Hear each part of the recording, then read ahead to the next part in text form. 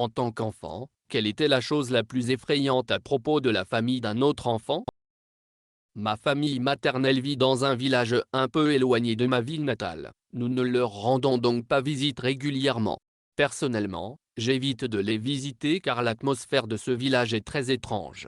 Cet incident, à ce jour, envoie des frissons dans le dos. Quand j'avais 7 ans, j'aimais cet endroit, notamment parce que mes cousins y vivaient. Leur maison était assez géante, ils avaient environ 13 pièces, dont plusieurs étaient fermées à clé sans raison apparente. Un escalier en bois menait au deuxième étage et, à ma grande surprise, il était complètement vide. Sans meubles, il faisait complètement noir et vide. Ma grand-mère disait qu'elle était fermée parce qu'elle n'avait pas d'argent pour la rénover, et les chats errants du quartier entraient dans la maison par la terrasse ouverte, ce qui semble assez crédible.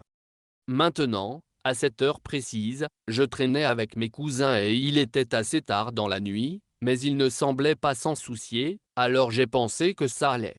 En revenant à la maison, j'ai vu une silhouette qui rôdait autour de la terrasse. J'ai eu peur et je me suis précipité vers ma nana pour l'en informer. Cette terrasse était fermée à clé et personne ne l'utilisait, j'étais sûr que c'était une sorte d'harceleur ou de voleur. Mais pour une raison quelconque, ma grand-mère n'était pas du tout inquiète, elle était plutôt calme. Elle m'a tapoté et a dit quelque chose, qui à ce jour n'a aucun sens. Ne t'inquiète pas, elle aime voir le champ de coton. Je ne sais pas à qui elle faisait référence, et deuxièmement, il n'y a pas de champ de coton dans notre village. Il y en avait un, derrière notre maison, mais la famille de fermiers qui possédait le terrain a fait faillite et a décidé de donner ce terrain au comité du village. Et puis le comité du village l'a transformé en cimetière. Et cette chose est crepie à Fuc.